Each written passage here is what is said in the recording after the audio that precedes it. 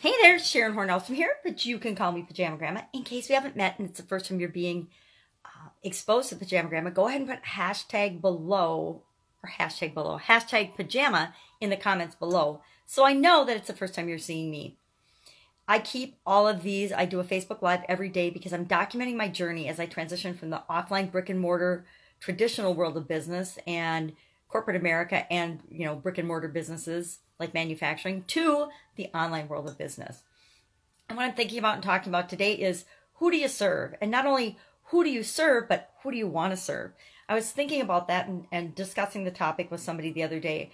And more so than ever, although I think it's true in any business, the more clear you are about who it is that you want to help and who can benefit from your product, and you're showing it just to those people that are most interested and can benefit the most, the easier business becomes. The easier it is to attract new customers. The easier it is to talk to the specific group of people that you know are best suited to use your product or service. And I was thinking that in my corporate career, I didn't really do that, but that's absolutely not true, because even though I wasn't in sales or customer service or marketing, I was in the quality function. Our entire job was to serve each of the different departments. Our internal customer in a corporate environment was each of the different departments and the department heads, and then the people, the employees that work for the business, in addition to the end consumers that our business served, whatever business I happen to be a quality manager in. So I was thinking that I didn't really think about customers and how we served them, but that's absolutely positively not true. Our customers were just internal to the company instead of the external end user of the product or service for the company. So all of us, whether we know it or not or believe it or not, we are in sales and service of some way, shape, or form. If you've got kids, you have to sell them on the idea of eating breakfast, going to school, changing their underwear, going to bed at a certain time. If you have a significant other, you have to sell that person on being in a relationship with you and how you want that relationship to be. Now, you might not call it sales, but that's what it is. It's sales and marketing. And before you get that significant other, you've done significant marketing to attract that significant other. So it's interesting. And then once you're in that relationship, how do you want to foster and nurture that relationship and serve your significant others? How do you serve your children? How do you serve your customers and clients? How do you serve, if you're in a corporate job, the next person that gets the deliverable of whatever it is that your department does? If I'm in the purchasing department, my customers are each of the individual departments that I do purchasing, the purchasing function for. So if I'm buying parts for the machine shop, then the machine shop personnel are my customer for my purchasing department, my purchasing function. So whoever you are, wherever you are, our role is really to serve other people in humanity and to be of service to people. So that was sort of my topic today about who do you serve. And then in addition to that, the cool thing about being online is you get to decide who do you want to serve, who will benefit the most from what it is that you know, what it is that you offer, what it is that you're an expert at, what it is that you can help them do, what problems you can help them solve.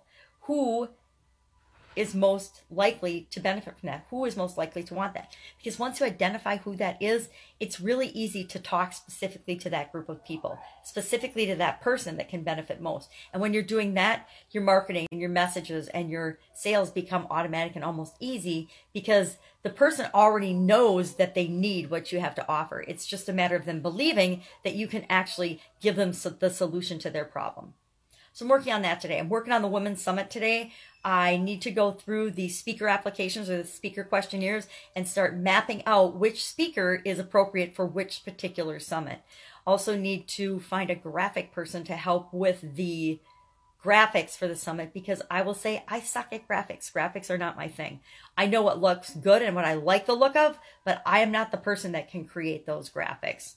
So I want to make sure that we get an awesome look and feel that we can carry as an umbrella thing throughout all of the summits, but then I want each summit to have its own unique look and feel. So I've got to work with somebody on that. I also need to get an email out to all of the summit speakers for the first summit so that I can give them an outline of what they can expect, and I can start scheduling them for their interviews. And I can also start collecting the assets that we're going to share with people from each of them, whether it's a cheat sheet, a blueprint, a checklist, a guideline, a summary of their what they want to share in their interview. I want to start getting all those elements and those pieces together and put in a way that we can deliver to anybody that participates in the summit. So there's lots of things to do with that. Plus, I'm working on other big projects for other people that are taking up a ton of my time. So I'm kind of sneaking in my own pet projects, my own summit online projects, here, there, anywhere that I can. I'm also still doing, but I will admit I'm doing a terrible job of it, the challenge to get 5,000 unique visitors to a particular website page that I created as part of another challenge.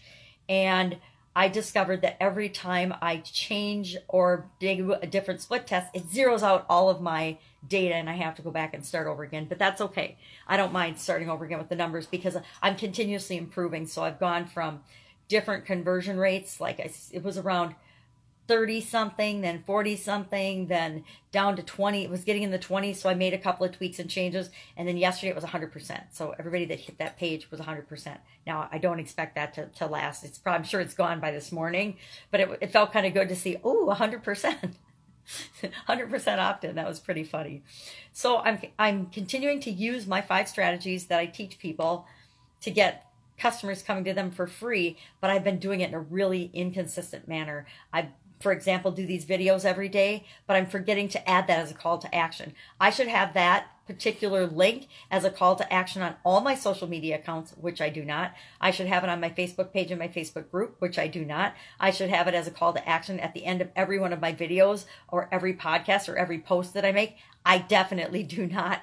So I know I need to be doing these things to really kick it up a notch, but since I've been tied up with other people's projects, I have not actually been doing it myself.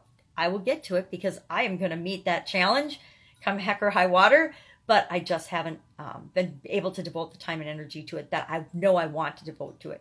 So maybe I'll just have to, in a week or so, just say, okay, for the next 5 days, this is my number 1 priority. I'm going to follow my 5-step plan and boom, get those knocked out. Also, working on practicing my storytelling. And I will tell you, for a gal like me, for an engineer like me, telling stories is really hard, especially in a particular format. I'm trying to use Russell Brunson's Epiphany Bridge format, where you tell about your backstory, something that people care about, your ideal clients that you're talking to, something that they care about. You start your story in a place that is of interest to them or of high drama. And you give them a little bit of backstory as to what it is that you're trying to do, what you wanted to accomplish. Then you share your desires. Why were you doing what you were doing? Both your external desires, hey, I wanted to make money and I wanted to feel good about myself. So that'd be an external and an internal desire. Then you share a wall that you hit and that caused you to go on this journey. So say I was involved in corporate America for a long time, and I realized that every few years I was going to be getting laid off or let go, or my company was going to change, and I was going to be starting over in a new career, a new industry, a new job, like every 3 to 5 years. And after about 3 or 4 times of that was a wall to me. I didn't like that anymore, so I decided to go out on my own. So my epiphany was, if I wanted to manage and control my life and not be at the mercy of other people, I was going to have to do my own thing. So that's the epiphany. Then my plan, what was my plan? Well, my plan was to grow a business that I'd been a part of for a lot of years. What conflict did I have? Well, everybody didn't want to see my business grow. Everybody didn't want to see me be successful in that business. And then what was the achievement? Well, I did grow that business. I did succeed in that business. And then the transformation in me was I was able to take care of myself and my family. I did feel good about myself. I knew I was making a difference in the world. And in corporate America, man, I was making toilet paper to begin with. And yeah, people need toilet paper, but I didn't think it was an earth-changing activity. Whereas creating my own business, I knew was serving a lot of people and having a positive ripple effect in the world. So I'm trying to learn how to tell stories in that format. And it's hard for me because I'm a just the facts, ma'am kind of gal. And so it's hard for me to add detail and things that other people can relate to so that they can make it their own story and they can see themselves in that story. So I'll continue to grow and practice and try that. I'll figure it out. I know I'll make it work, but it's how do I get comfortable sharing my stories in those formats? And what do people really want to hear? I mean, it's easy for me to spew out a lot of crap about what I think and how I feel and what I've learned over the decades. But if nobody cares about it, which is kind of what I've been finding in my past podcasts and my past videos is that it's easy for me to talk about things that I care about, but that doesn't mean that you care about it. And if you don't care about it, why the heck am I talking about it? If it doesn't help you solve a problem or get something that you want in life, who cares what I think about it? Because I already am getting what I want. I want to find ways to help you get what you want. So guess I'm going to ask right now, if there's some topics or issues or challenges that you're having, share in the comments below, or direct message me if you don't want to share it in the comments below, and I will talk about it. I'll share the experience I have on it. If I don't know the answer, I will find the person or the expert that can help you specifically with that. And not somebody that you have to go pay $10,000 to, but a resource, a tool, or person, a book, whatever, that can help you get the answer that you need and are seeking for that particular thing. Go ahead and put it in the comments below, because I really love helping other people. I really love being a connector and helping people get to the resource or the thing that they need. It actually really makes my day when I can say, hey, the answer you need is on page 457 of this particular book. Go there, read it right now, and see if that doesn't help you get over this little hurdle or obstacle or roadblock that you're having. That's it. I will see you all tomorrow, or I will talk to you tomorrow, or you will hear me tomorrow when I do tomorrow's episode, and hopefully it won't be quite as rambly as this. Go out and make it a fantastic day, and I will catch you tomorrow. Bye.